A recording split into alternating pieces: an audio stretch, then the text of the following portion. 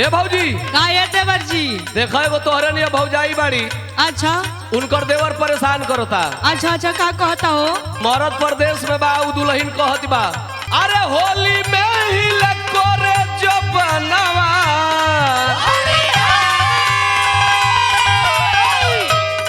होली में ही लकोरे जो बनवा ढीला करता। बुझतारू सुनता नहीं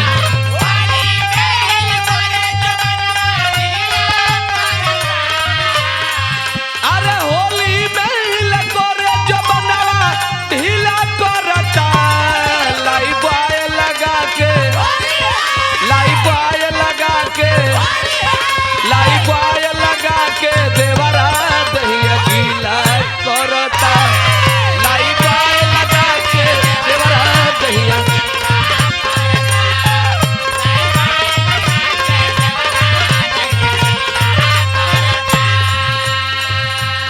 अच्छा ही बताई हाँ। रउआ नियर मन बढ़ुआ का हो एकदम मन बढ़ू बा। और का करता हो देखो दुल्हन कहत बा सैया बने पहरा देवरा देता रोजे पहरा।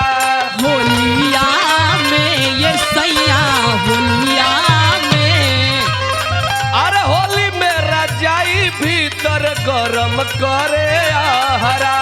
होलिया में ये राजा होलिया में उजर चोलिया रंग के लाल पीला करता। रंग एकदम होली में अच्छा अच्छा अच्छा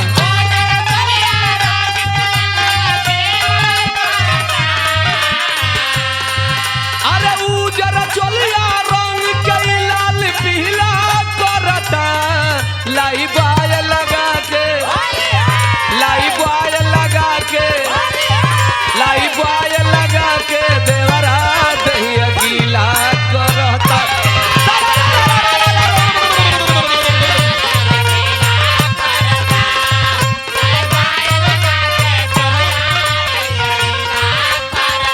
ए देवर जी हाँ देखी होली के महीना में अच्छा इ देवर बड़ा भौजाई के परेशान करेला सब हाँ तो जवन 11 महीना गरियावे लू जा अच्छा उ 12वां महीना में देवर निकाल लेलो स। अच्छा अच्छा और का करता हो सुनो बोला अरे गाल पे गुलाल लाल पोते लाया वीर हो।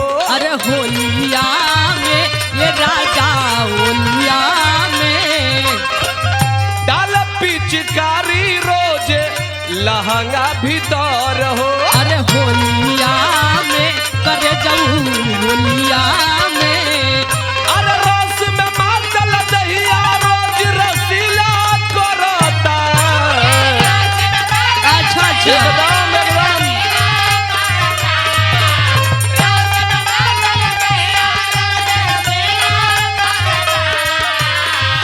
अरे रस में मातल दहिया ई रसीला करता। लाई बाय लगा के लाई बाय लगा के लाई बाय लगा के देवरा दहिया गीला करता। लाई बाय लगा ले धारा।